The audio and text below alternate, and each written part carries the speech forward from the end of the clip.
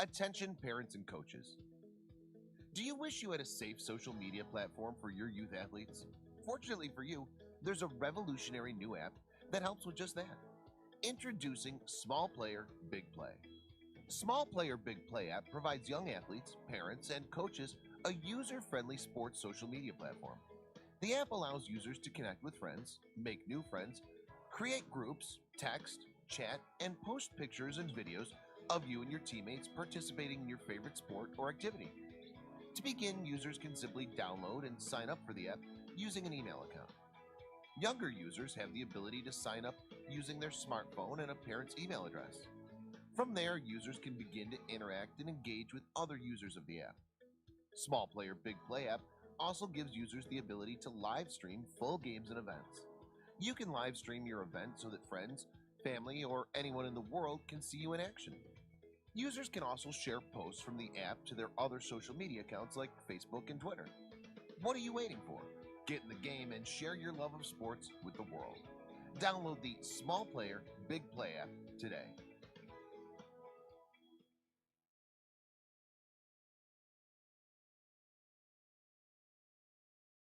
You're listening to the Bulldog Hour, getting you inside the Wilson football program with weekly game previews, recaps, highlights, and interviews. Now, here are your hosts, Joe Mays and Justin Raffoff.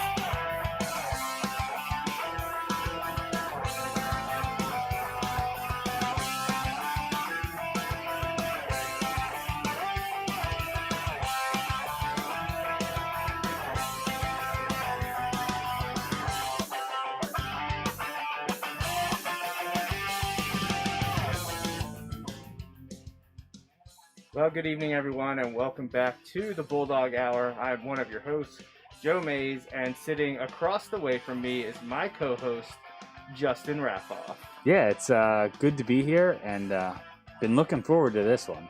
A little bit better feeling than a week ago. Yeah, just a bit. Just a bit. Yeah, I know you said someone asked you, hey, are you Yeah, having a show a couple this weekend? people asked if we were having a show this weekend, and my reply was the same to everyone. If we did a show last weekend, we're doing a show this weekend. Right, because if there was a week to, not to do a show, it's after a Well, loss. a few people were like, hey, did you do a show last weekend? Yeah, because I didn't want to watch. That's what we were right. told. So, there were a few people that said, sorry, I could not watch last week. Right. And look, we get it. Oh, we understand. We get it.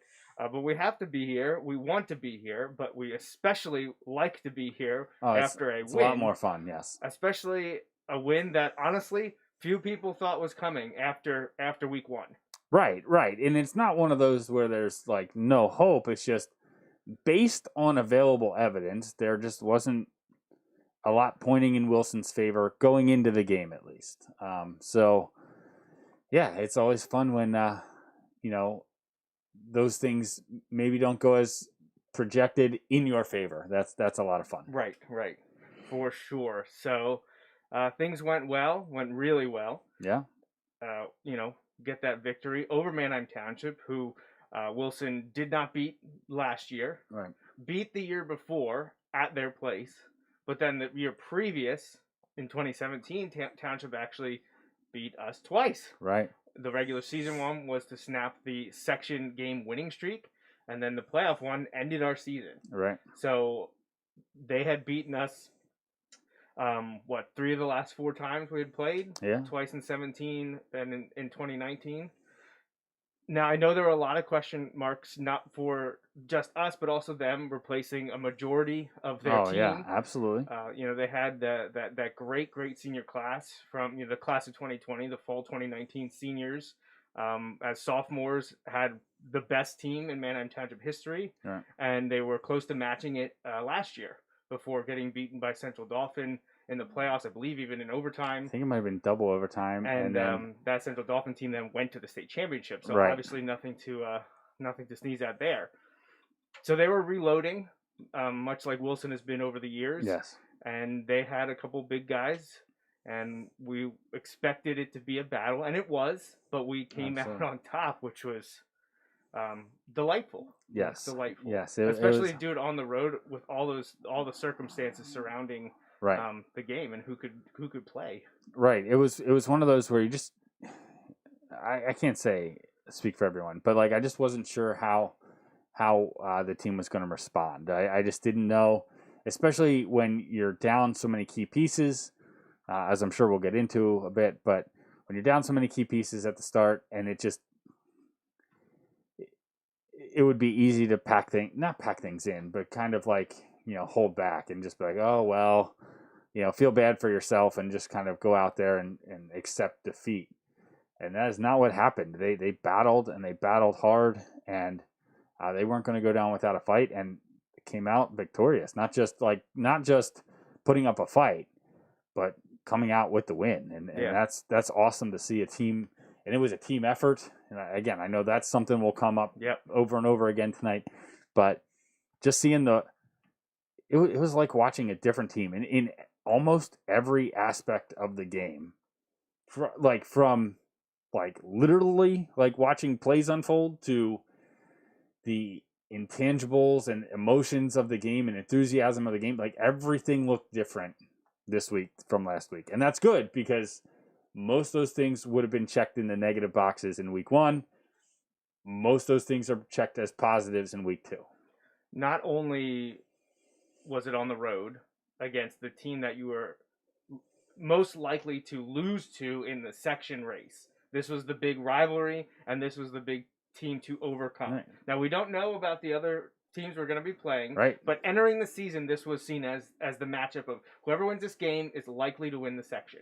So you had all that building. Then we're minus 3 key players who are, by and large, two-way starters. Yes. Now, I know Caleb doesn't see as much defensive back time. But he probably would have this week. Right. So you were essentially down your quarterback, a running back, a receiver, and then 3 defensive backs against a team that last year set a record in the passing game, in the receiving game. Right. And that gentleman was back. Followed up literally a day later by a Penn State offer. Right. So there was a lot going on, a lot going against us. Yes. And then after the way the Mifflin game ended, where they looked disinterested, distraught, and just, they knew it wasn't their night, but they didn't keep fighting at times, you kind of thought this might get out of hand. Yeah. And they didn't let that happen. No. Even when they got punched and were down, they fought back. But, right. And that's, I was having this discussion with someone this week, leading up, and I said, I just want to see them ride the highs and lows, and that's something I try to, throughout coaching, through times where I've been coaching, I've talked there are going to be really good things that happen during the game. There's going to be bad things that happen during the game. You have to keep moving through both, because both are going to be temporary, and you just gotta move on to the next play, the next whatever. And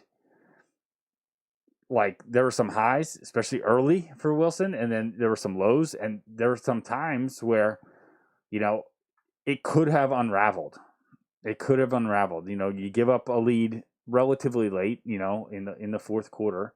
You give up a lead, and you have some penalties, and you're just like, man, it could come undone here, and it didn't. And that, it's one thing to rebound, like we said. It would be one thing to rebound against in a game where you're expected to win, and you come out and you do what you're supposed to do, and you look a lot better. But to come out when, again, you had so many things against you, and you just didn't let. I talked after week 1. Don't let one loss become 2 losses, right? Because of the first loss, and they certainly didn't. And I was thoroughly impressed with the way they responded, in the big picture from week 1 to week 2, but also with the way they responded to setbacks during the game. And they never got 2 down. They moved on to the next play. Right. They made the next play, and they made more next plays than Township did, and that's why they were able to pull out. And there were so many times they could have folded. Right. You score quickly, first play of scrimmage. I messaged you earlier today to say last year Wilson scored on the second play from scrimmage, and Avanti took it to the house to put Wilson up early. This year, Jaden one-upped him by doing it on the first play.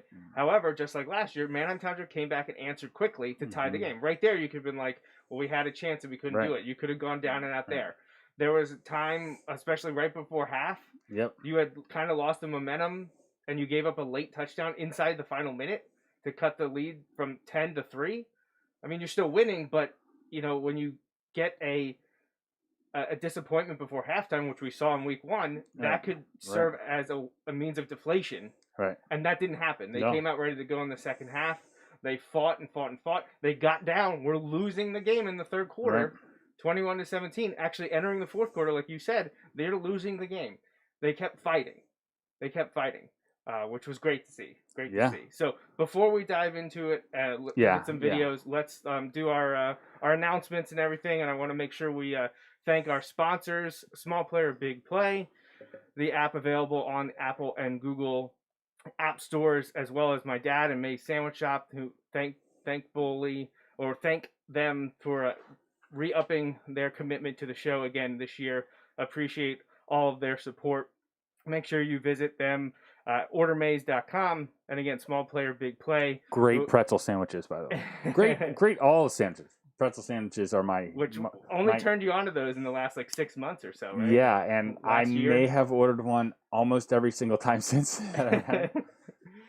Again, thanks to May's Sandwich Shop, Small Player Big Play, and also our anonymous donors. We appreciate you. We thank you so much for helping keep this show alive, because we get to go do things like Friday night and watch a game that not too many people were there to watch. Right. Yeah.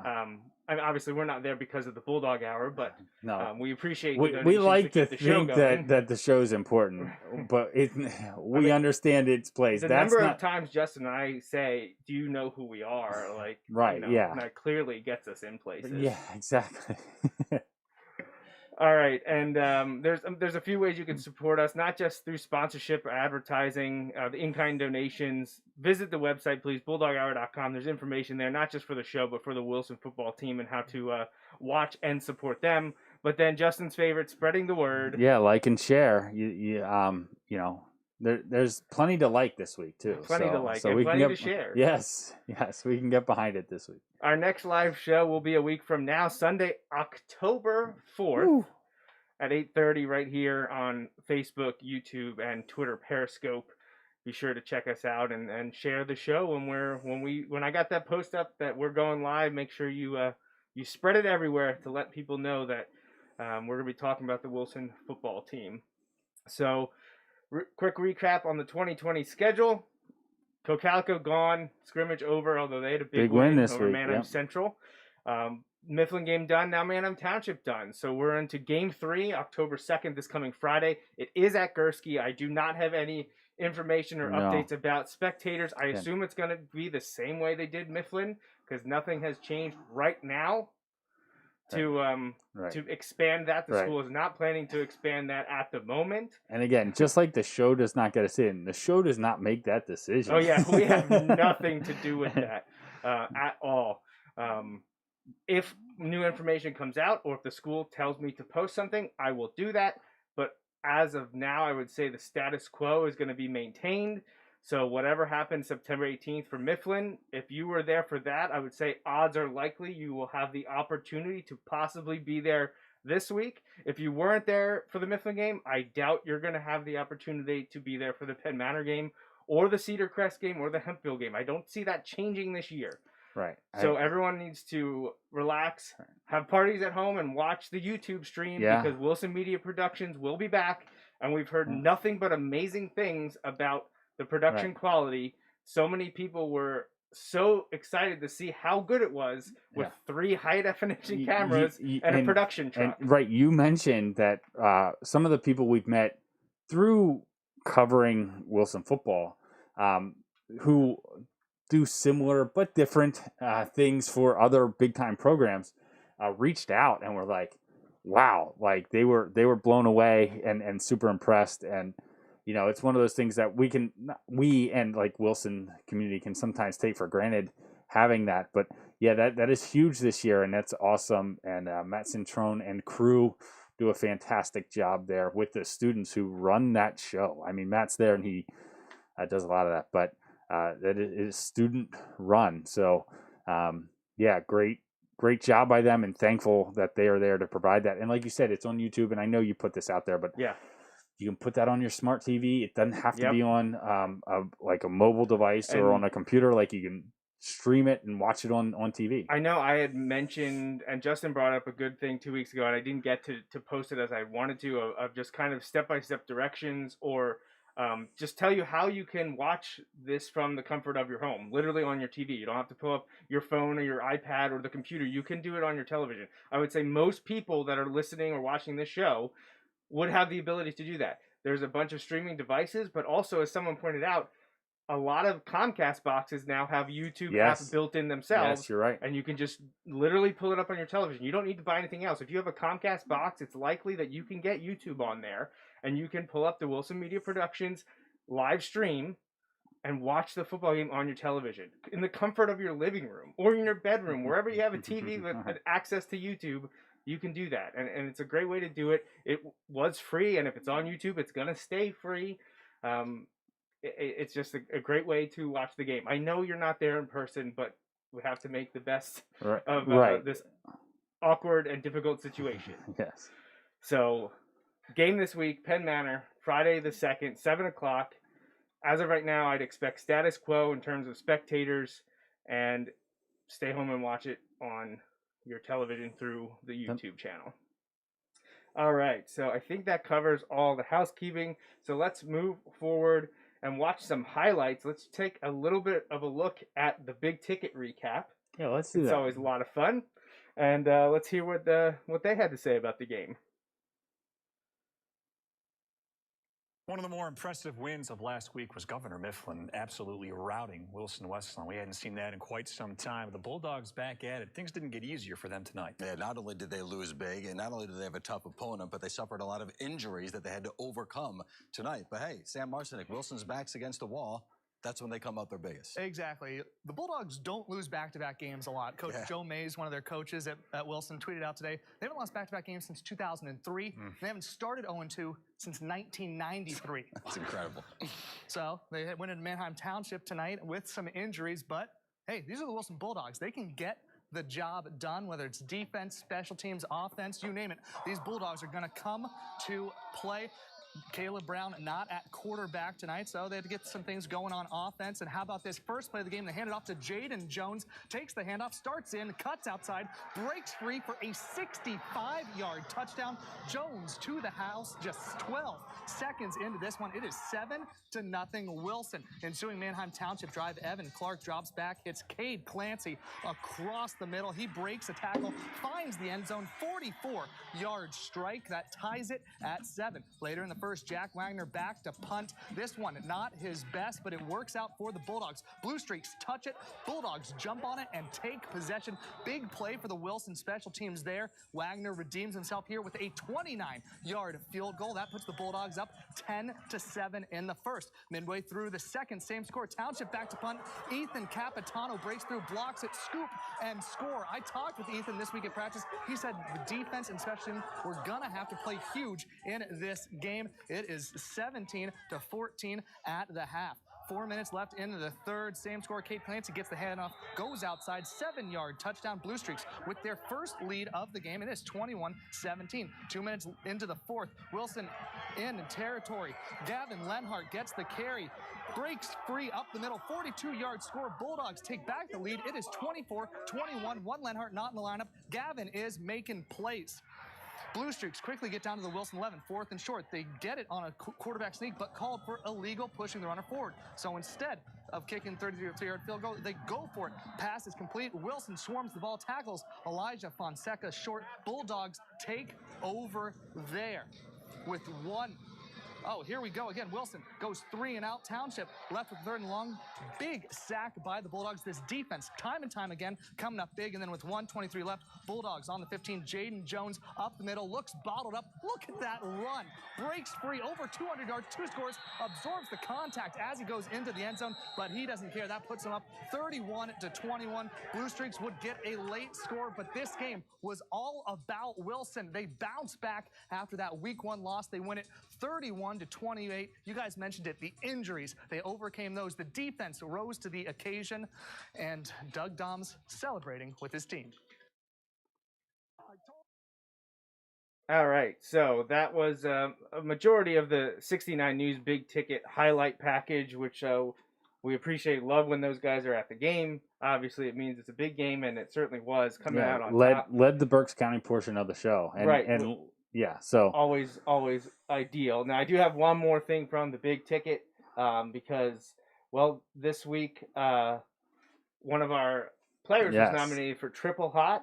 And I don't know if he won. He was leading pretty big. He was up big last I saw this afternoon. So last we saw he was leading it. I'm not sure when that announcement is made, but let's take a look at the highlight of our running back, Jaden Jones.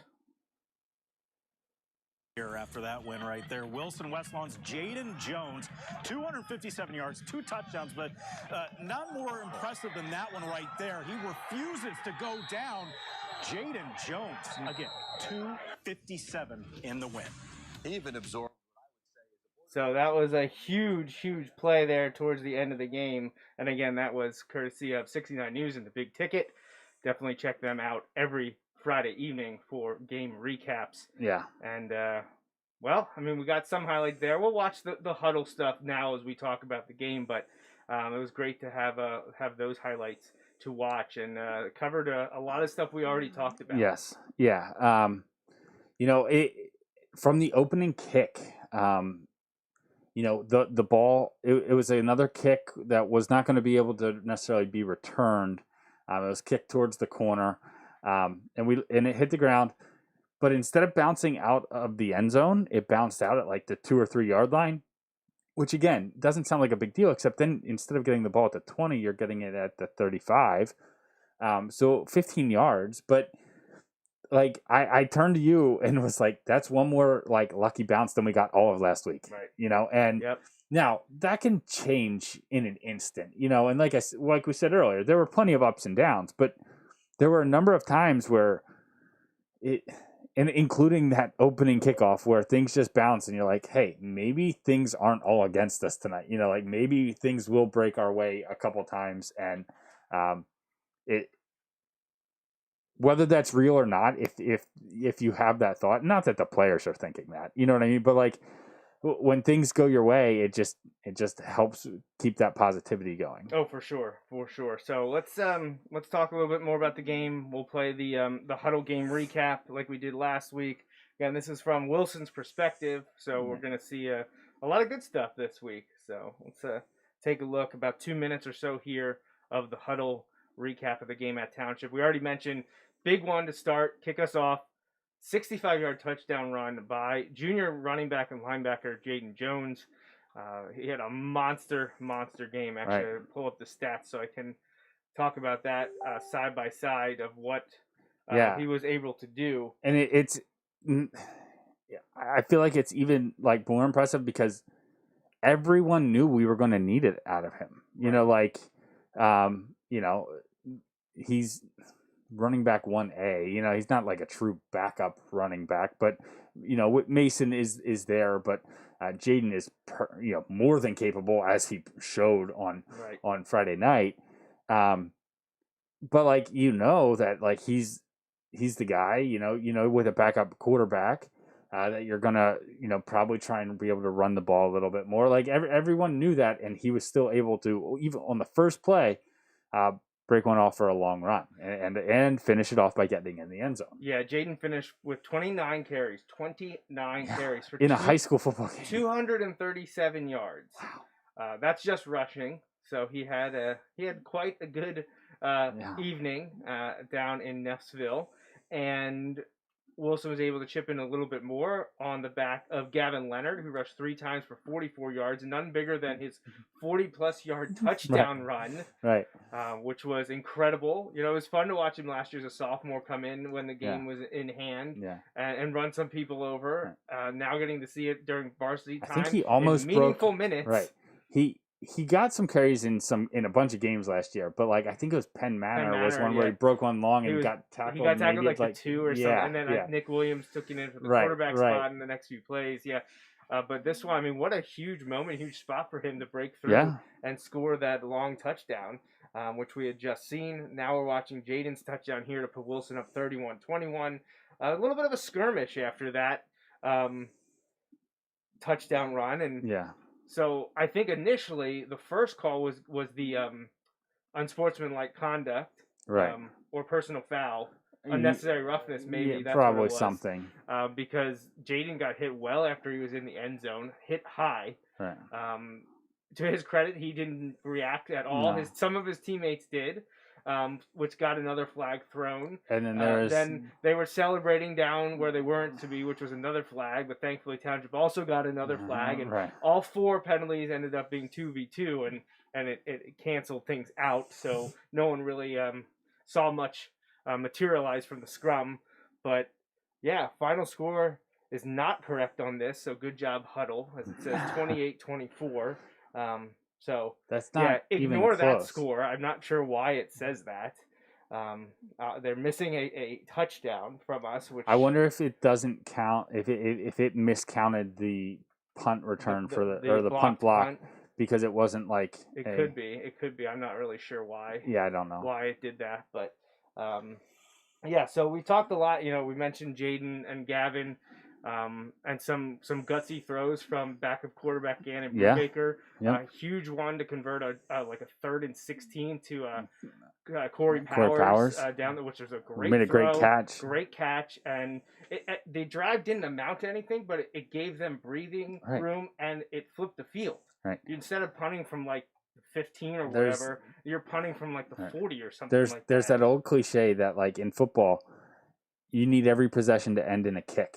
Right, and that kick can be a punt, it can be an extra point, or a field goal or whatever. But like you want your possessions to end in kicks, and like not all of those punts are equal. Like when you're able to get a couple first downs and then have to punt, like it's not the worst thing in the world. It's obviously not what you want on the drive. Right. You want to end in a score, but like being able to move field position and give your defense a breather, and like there are tons of positives from just keeping the clock running. All of those things can be huge, and they're not all created equal. And so, making some of those big 3rd down conversions and making some of the right reads on when you're doing like the mesh plays, where you may give it to Jaden or you may hold on to it. Lots of those things can definitely get screwed up when you haven't been getting maybe the majority of the reps as often. And so.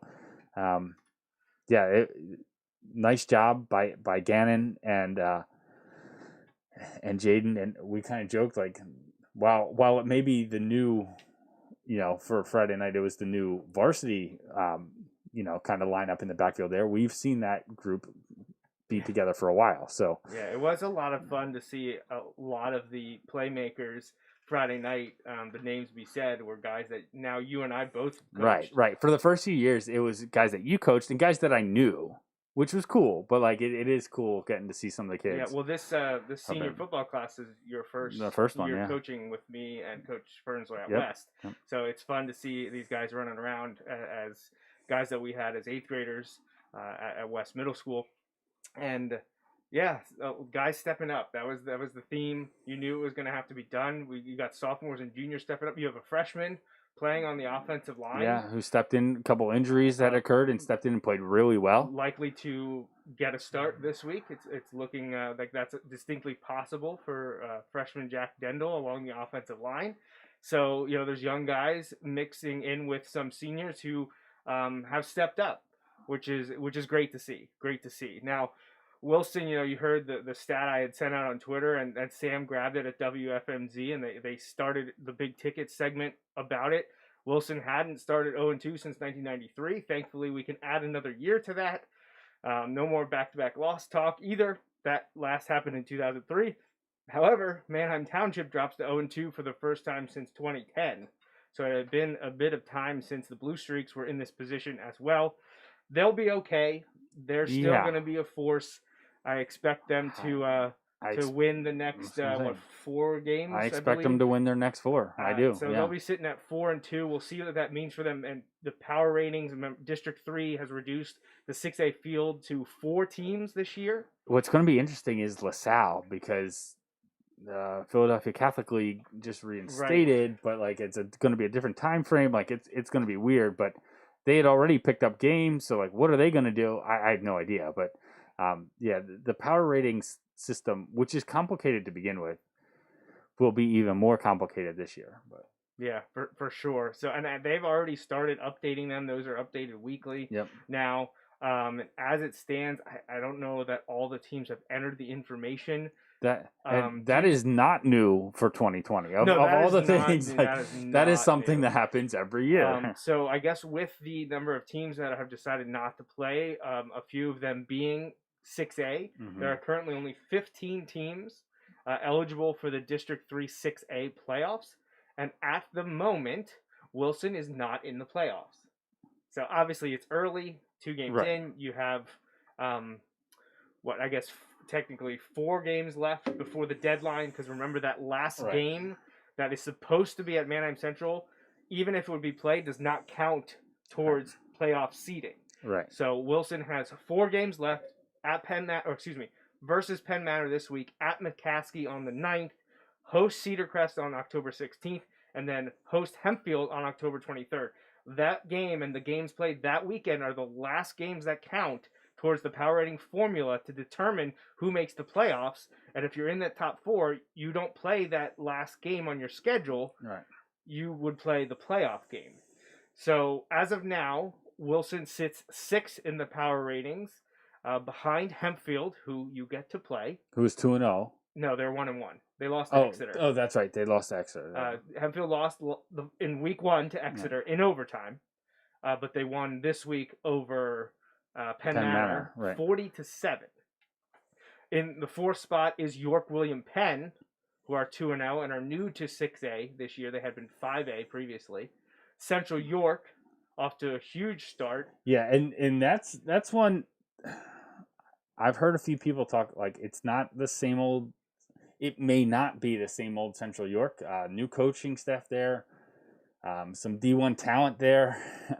So yeah, that they may. Yeah, they're probably gonna continue to win some football games. Their previous head coach, Coach Oswald, went back to his alma mater of Cumberland Valley, and moving from Lebanon to Central York was Gary Yonchik, who took the air raid offense there, and Penn State recruit Cade.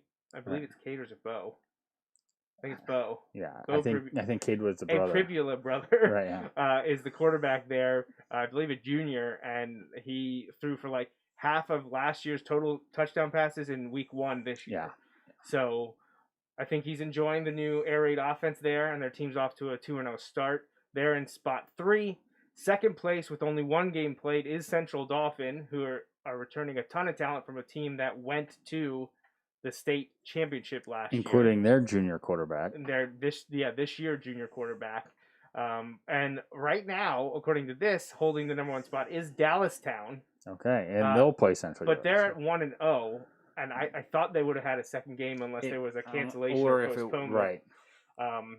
But Dallastown and Central York for sure will play one another, and I believe Central York and William Penn generally play normally. Now, I don't know if that's happening this year or not. I don't know these team schedules, but at least 2 of these 3 teams will be playing each other, and we get to play Hempfield. Right. So you take care of business. You finish 5-1, which Wilson has the opportunity to do. I would think they're finishing in the top 4. I would think so. So there's your little look at the playoffs a month beforehand. So Lancaster Lebanon League as it stands, Wilson, Hempfield, and Cedar Crest are all 1-1, but have victories in the league to start this abbreviated season. Manheim Township, Penn Manor, and McCaskey are all 0-2 with a loss in the league. Anything else to say about the Manheim Township game before we move on and preview the next game? No, I mean, I just thought it was an incredible team effort. Like we said, special teams, there were some huge plays, whether it was the fumble recovery on when we were punting, or whether it was the punt block and the punt return, like picking up that block and running it in for a touchdown. It was funny, like somebody told me like how crazy it was. Cappy pretty much didn't have to break stride. And I joked because I said, that may be the case. I said, but watching it live, for me, it felt like forever from the time he blocked it until he picked it up. Right. Now, I know it wasn't, but it just felt like, oh my gosh, Now, I wasn't worried about it because they weren't going to pick it up and run for the first. You know what I mean? Like the ball went back and all that stuff, but being able to pick it up on the run, and when he picks it up on the run, no one's catching him. The only guys that could compare to that speed are gunning down the field the other direction. So, when he got it on the run, he's making it in for a touchdown. But it was pretty cool just to see that whole effort. You know, the defense getting some key sacks at key times. You know, making some big plays. I just felt like on offense and defense, they made the most of their opportunities, and special teams, they made the most of their opportunities. You know, like a first quarter field goal may not seem like, it may seem like a disappointment, that we didn't get in the end zone. You ended up winning the game by 3 points. Now, I know up until literally 0.9 seconds left, you're up 10 points, but like that 3 points is huge, you know? So like, and having that threat in high school football to be able to kick field goals is incredible. And being able to kick every kickoff through the back of the end zone is insane. When you have Anthony Ivy back there, you have a Division I talent standing on the goal line waiting for any chance he gets to make an impact on the game. He didn't make one mistake. And in terms of kickoffs, he was perfect. No, he booted it and like not even close. I mean, they were landing both directions with a decent crosswind. Booting it at least 6-7 yards deep in the end zone, and a couple times I think it landed on the end line. So that's an incredible weapon to have in high school football, and being able to do that consistently, just special teams that really kind of push things in our favor on special teams, and because I think the fumble on the punt, I think that's what led to our field goal. So our special teams turnovers necessarily that we forced kind of directly led to 10 points. And that's a turning point in a big game. So definitely. But defense, like I said, made the most of their opportunities. Young secondary guys, for the most part, keeping the ball in front of them and making tackles. Like that's there's some moments here or there, but you know what? There's some playmakers on the other side. And they made enough plays. And there's still room for improvement. Don't get me wrong. It's not like, oh my gosh, we played a perfect game. I said that's kind of one of the exciting things was they played well enough to win, and they did. They got the big win, but there's a lot of room for improvement, but you can see that this team has a lot of potential if they continue to make those improvements. Keep getting better.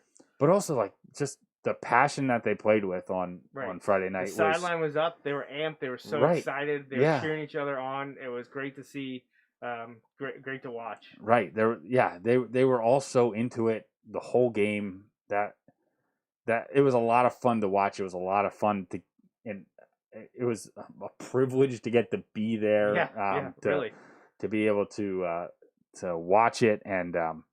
I was really happy for the guys and really happy for the coaches. Like that they, like you said, a lot of people, including me, were probably not giving them much of a chance to win. I don't think anyone was giving them a chance. Right. The only people that thought they could thought they could win was them. Right. And to see the coaches and players rally around that and get the job done is awesome. And I think that was what Coach Dom said, and he said it to us after the game too. We were talking to him a little bit, and he was just saying how, look, he's like, we had a great talk on Thursday night about how when your back's up against the wall, you just got to keep fighting and keep fighting and keep fighting. Drawing on historical examples from World War I to just drive the point home, and that you don't know what you can do until you do it, and you can't ever give up is essentially what it amounts to. And I feel like that perfectly exemplifies how the team played on Friday. And is it a sports cliche? Absolutely, but it's that way because it works. Right. It doesn't matter, A lot of those cliches are built on truths. On truths, exactly. They come from that.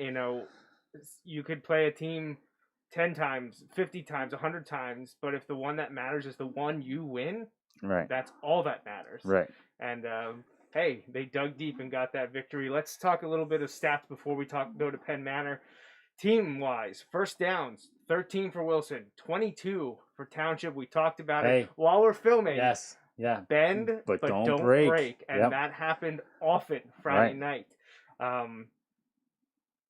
284 rushing yards for Wilson. I mean, that's what they need to do. Right. We were told before the game, we think we can run on them. Hopefully we're right. They were right. Most of those coming from Jaden and Gavin, but big runs when the team needed it. Yeah. Township had 136. Passing-wise, Wilson didn't go to the air often, just 9 attempts for 40 yards. 284 for Township, but again, they got one late touchdown that was a pretty decent throw. Yeah. They gave up yardage, but other than the first drive was a big touchdown, and then the one with literally less than a second to play. Right. They gave up yardage, but didn't give up scores. Right. Yeah. And like I said, there were some big plays. So like after the play where they got the fourth, where they got it on the QB sneak on 4th and 1, but they got called for the penalty. And this is one of those, I did not see it live because watching through the screen, I'm not really seeing it. But when I saw the big ticket highlight, you see the running back. It's not that he goes up to the line and he's like there pushing. The pile is already there, and he flies in like head and shoulder first, like full on, like he's trying to level someone. And I think that I will never know, but I think that's it. It clearly stood out. It wasn't joining the pile, keeping your feet. He didn't keep his feet. He dove into the pile. Bush push, right? Yeah. Which that one was one I was actually happy for, but they didn't call it, right? Right. I was happy they did not call that one. A little side note: I was watching that in the parking lot at Michigan after Michigan got 2 seconds added on and beat Penn State. Yeah, but not great. it did help ease my pain a little bit. But this one I was a little more relieved that they called it. But the following play, they run kind of like a backside screen, and our guy stayed home and tackled him immediately. Yep, and not a chance. Right, and it wasn't like, oh man, he gained a few yards and we still tackled him short. No, he caught the ball. Our guys were there and made the tackle. He might have gotten a yard or two, but he needed 6. It's a perfect example though on like 4th and 6 where this is a big play. The game could hinge on this play, and sometimes guys can try to do too much. No, the backside linebacker stayed home, and made the play. And it was exactly what you needed. He did their job and made the play, and that's a turning point in the game. So just things like that seem to pop up all over the place on Friday night. Guys weren't trying to do too much. They were just doing what they have practiced to do. Your job. And it works. It works. Total offense, Township had more than us, 420 to 324. They had more plays, 65 to 45, but where it mattered, gain per play, we edged them out, 6.5 to 7.2. I feel like they might have had more negative plays than we did. I don't know that that's on there, but like I feel like we got a bunch of sacks and things like that. Who had more penalty yardage? Them. No. Us? We had 8 for 67. They had 7 for 65. Okay. 5 punts for us, 4 for them. Let's see. How much time do you think we had the ball in the second quarter? The second quarter? Second quarter. 2.5 minutes. 1:41. That's it. So time of possession in Manheim Township's favor, mostly from that second quarter where they had perfect 10 example. minutes and 19 seconds. So we talked about this though. Like second quarter, it's like we're playing uphill, steep uphill, right? And then they score right before half. We hold off. They score right before half. We can't really get anything going, but like we get into halftime, and we don't let that bury us though. We have the resiliency to come out and fight back in the third quarter. We were only 2 of 9 on third. They were 7 of 15, which makes you would think that they would win based on that. But however, it also probably corresponds with those 22 first down. Like However, red zone, we were perfect. 2 for 2. That's the key. 1 for 3. The blue streak. So twice inside our 20, they did not score. Right. Sacks. Gannon was only sacked 2 times for a loss of 7 yards. Wilson sacked the Manor Township quarterback 5 times. That's huge. And he was under a ton of pressure in the fourth quarter when they got the ball.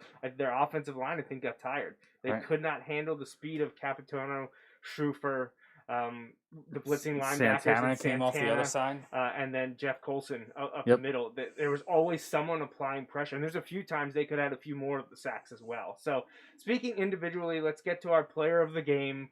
And I actually went off script a bit here. I didn't tell you about it, but we are picking an offense and a defensive player. Okay. And I think you probably would nail it. Right. Where it's an offense and a defensive special teams player. Yeah. I think you know where we went. We were in agreement on the overall, but I decided to split it up because all three phases were important. Yeah. As they usually are in tough games like this. So our players of the game for the win over Manheim Township are on offense, our junior running back, Jaden Jones, and on defense and special teams, senior defensive end, Ethan Capitano. Awesome.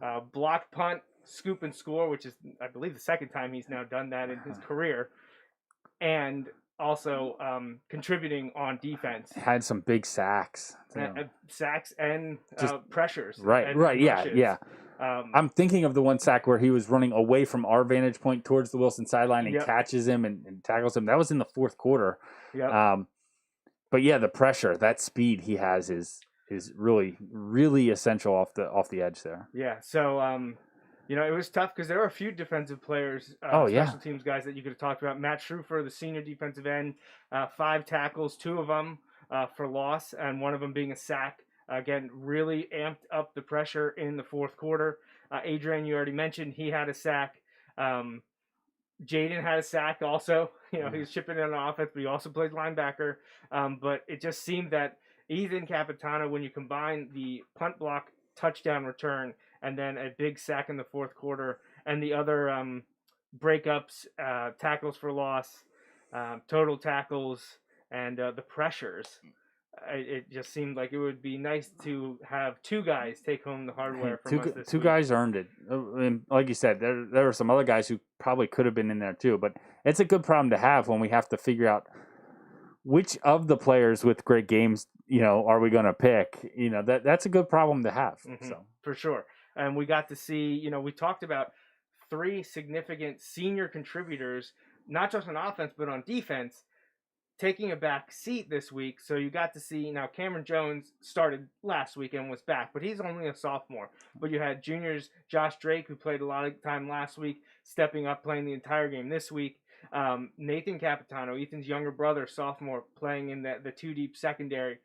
We got to see Eric Jackson move into the starting lineup at cornerback. It was just nice to see these underclassmen getting a role this week. Rise to the occasion. And ready to play. So excellent performances from so many people, but we split the hardware this week, giving it to Jaden Jones and Ethan Capitano.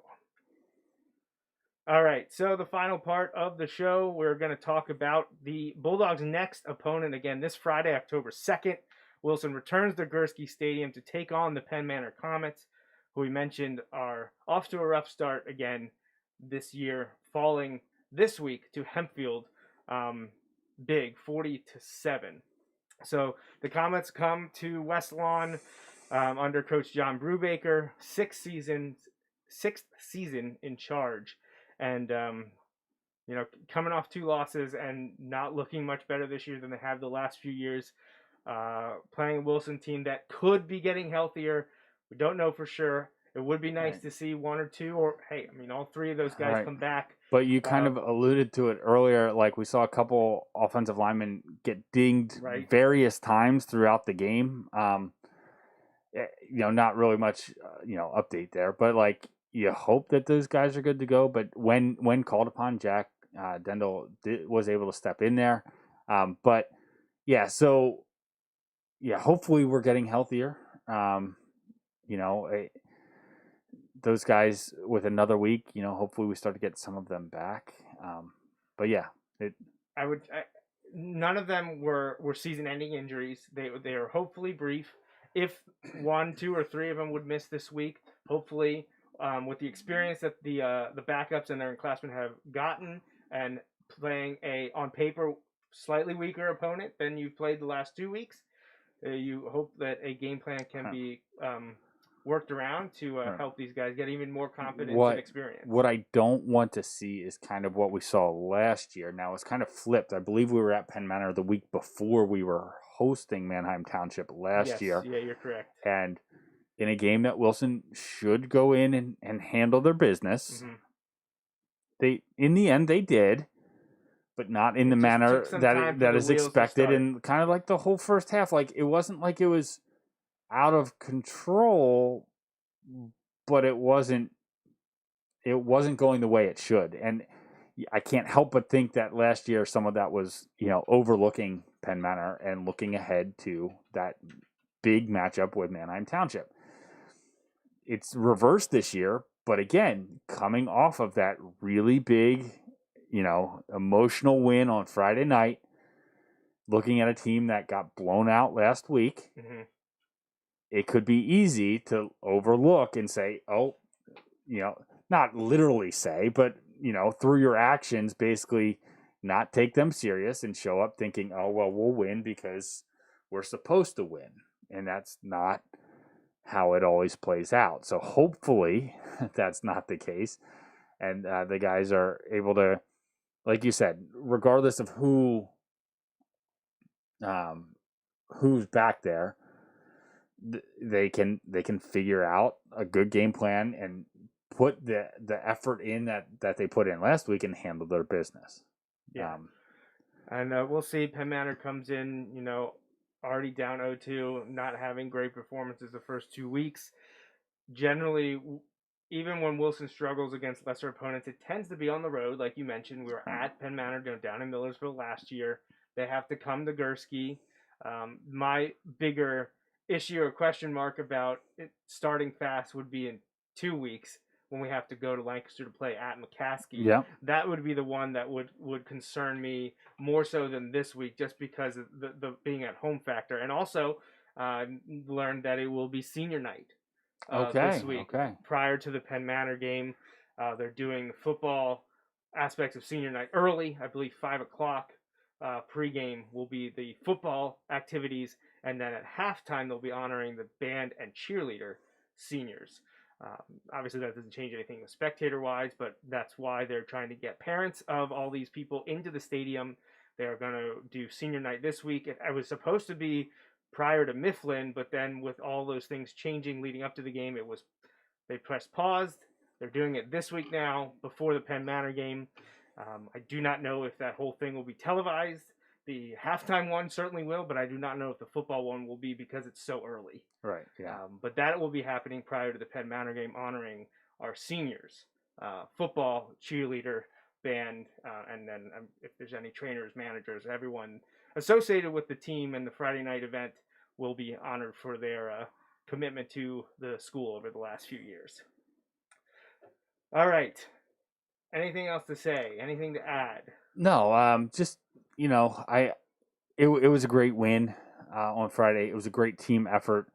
I loved the heart that we saw from the team kind of throughout. They rode those highs, rode those lows, and kept battling, and made enough plays to win. And don't be sad. Enjoy that win, absolutely. But they're already moved on. Right. Saturday was the day of enjoyment. Right. Sunday is the day you review last week to look ahead to this week, and now they're on to the Comets. Right. And let's move on and let's get better. Let's get better because,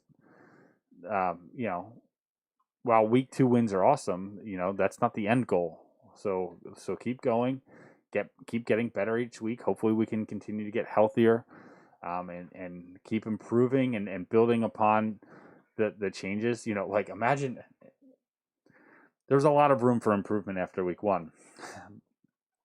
There's still a lot of room for improvement after week 2, but you're not necessarily going to maintain that exponential growth. But if you can improve again, you're going to be in a good spot next Sunday when we're doing the show. Well, and if you can improve again the next week, you're going to be in an even better spot. Coach Doms has always told us that you see the team's biggest improvement from week 1 to week 2, or game 1 to game 2, which was a concern when Wilson wasn't playing in that week 0. Right. You were getting Mifflin when they had already had a tune-up game, and then things really changed when we moved Central Dauphin ahead of that. But so that was this week. Now we're missing a whole bunch of preseason stuff. Things were shifted backwards. So we're not quite there yet, but things are getting better, and the team looks better, even minus so many key contributors. We'll see what happens with their return this week, if any of them come back, or if any of the new injuries will keep players out for the long haul. We don't know any of that information. That's not for us to worry about. Right. Join the team Friday night via YouTube and the Wilson Media Production stream of the game. I, of course, will have that link up as soon as I have it. And any other information that comes out, I will be sure to post it on Wilson Bulldogs or Wilson Bulldogs Football on Facebook, Twitter, Instagram, and be sure to check out BulldogHour.com. So before we leave, one last word from one of our sponsors, Small Player, Big Play.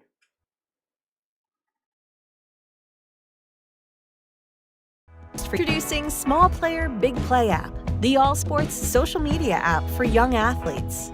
Live stream events for your friends and family who can't be there. At home or at work, they can watch your streaming on their phones or on TV by using a mirroring device or AirPlay 2. Download the app from the App Store or Google Play and create an account using a valid email address. That's it. Now you can find friends, join groups, or make new ones. You can upload and watch your own content for free. Watch YouTube uploads for free. Even more streaming options are available with our subscription plans and in-app purchases. Download the app and start sharing with the world your passion for sports today. All right, we want to thank, again, May's Sandwich Shop and Small Player Big Play for sponsoring the show. And congratulations to the Wilson football team for winning a huge game against Manheim Township. Put themselves in the driver's seat for the section championship, which they haven't won outright since 2016. Shared it in 2018, but haven't been alone on top since 2016. Yeah, got to handle your business each week. Let's go. All right, we'll be back in 1 week's time. It'll be October the next time you hear from us. Good luck to the team this week, and thank you to the seniors. We'll have a senior night recap next Sunday, October 4th. Until next time, remember, go Bulldogs.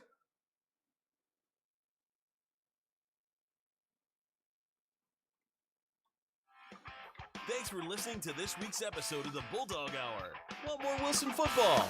Follow the show on Facebook, Twitter, and Instagram. Subscribe to the podcast on iTunes and SoundCloud. Or visit www.bulldoghour.com. The Bulldog Hour is a featured program on jmnjrradio.com.